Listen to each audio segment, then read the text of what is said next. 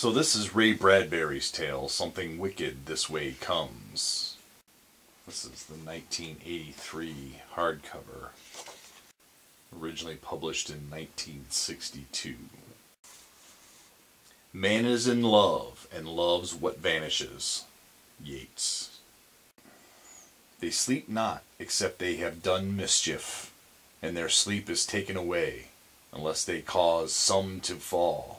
For they eat the bread of wickedness, and drink the wine of violence. Proverbs 4:16 and 17. I know not all that may be coming, but be it what it will, I'll go to it laughing, says Stubb in Moby Dick. First of all, it was October, a rare month for boys. Not that all months aren't rare, but there be bad and good, as the pirates say. Take September, a bad month. School begins. Consider August, a good month. School hasn't begun yet. July, well, July's really fine. There's no chance in the world for school. June, no doubting it. June's the best of all, for the school doors spring wide, and September's a billion years away. But you take October. Now, school's been on a month, and you're riding easier in the reins, jogging along. You got time to think of the garbage you'll dump on Old Man Prickett's porch, or the Harry 8 costume you'll wear to the YMCA the last night of the month. And if it's around October 20th and everything smoky smelling and the sky orange and ash gray at twilight, it seems Halloween will never come in a fall of broomsticks and a soft flap of bed sheets around corners. But one strange, wild, dark, long year, Halloween came early. One year, Halloween came on October 24th, 3 hours after midnight. At that time, James Nightshade of 97 Oak Street was 13 years, 11 months, 23 days old. Next door, William Holloway was 13 years, 11 months, and 24 days old. Both touched toward 14. It almost trembled in their hands. And that was the October week when they grew up overnight and were never so young anymore. Chapter 1. Arrivals.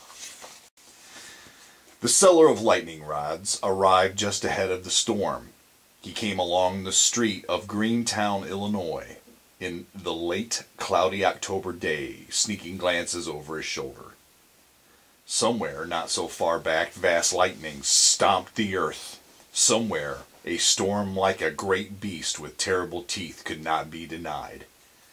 So the salesman jangled and clanged his huge leather kit, in which oversized puzzles of ironmongery lay unseen, but which his tongue conjured from door to door until he came at last to a lawn which was cut all wrong.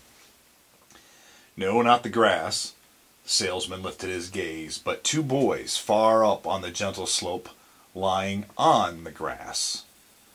Of a like size and general shape, the boys sat carving twig whistles, talking of olden or future times, content with having left their fingerprints on every movable object in Greentown during summer past, and their footprints on every open path between here and the lake, and there and the river since school began. "Howdy, boys," called the man, all dressed in storm-colored clothes. "Folks home?" The boys shook their heads. "Got any money yourselves?" The boys shook their heads. "Well," the salesman walked about 3 feet, stopped and hunched his shoulders. Suddenly he seemed aware of house windows or cold sky staring at his neck. He turned slowly, sniffing the air. Wind rattled the empty trees. Sunlight, breaking through a small rift in the clouds, minted a last few oak leaves, all gold. But the sun vanished, the coins were spent, the air blew gray. The salesman shook himself from the spell. The salesman edged slowly up the lawn. "Boy," he said, "what's your name?" And the first boy, with hair as blonde white as milk thistle, shut up one eye, tilted his head, and looked at the salesman with a single eye as open, bright, and clear as a drop of summer rain. "Will," he said. "William Holloway." The storm gentleman turned. "And you?" The second boy did not move, but lay stomach down on the autumn grass, debating as if he might make up a name. His hair was wild, thick, and the glossy color of wax chestnuts. His eyes, fixed to some distant point within himself, were mint rock crystal green. At last he put a blade of dry grass in his casual mouth. "Jim Nightshade," he said. The storm salesman nodded as if he had known it all along. "Nightshade, that's quite a name."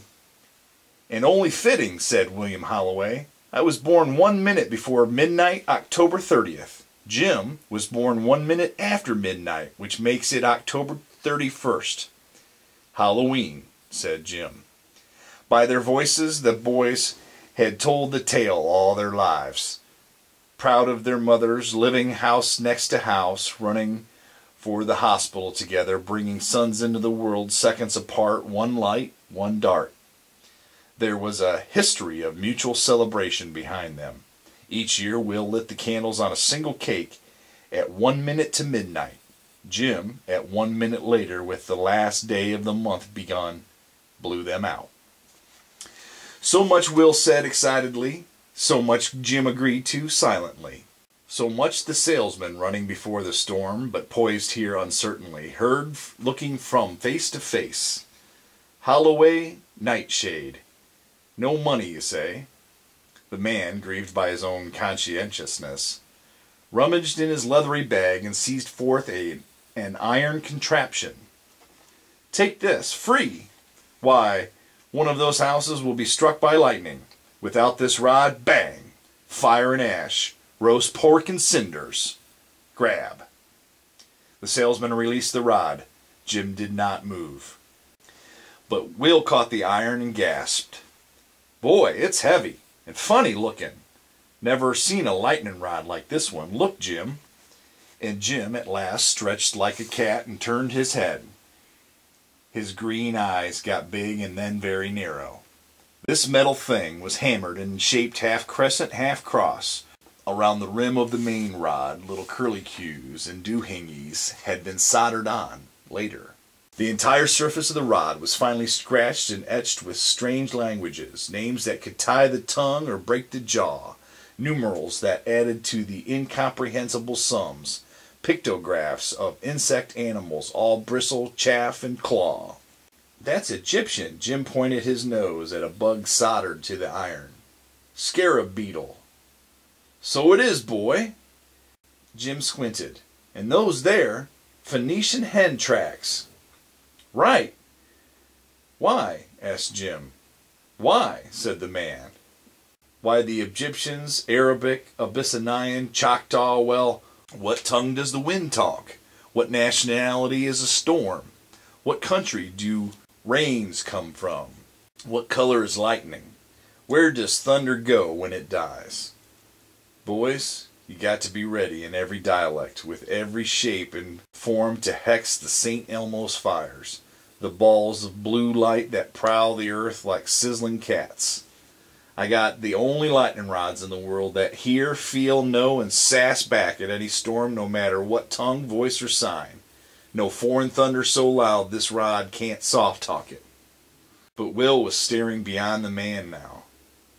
"Which?" he said. "Which house will it strike?" "Which? Hold on, wait." The salesman searched deep in their faces. "Some folks draw lightning. Suck it like cats suck baby's breath. Some folks polarities are negative, some positive, some glow in the dark, some snuff out. You now, the two of you, What makes you so sure the lightning will strike anywhere around here?" said Jim suddenly, his eyes bright. The salesman almost flinched.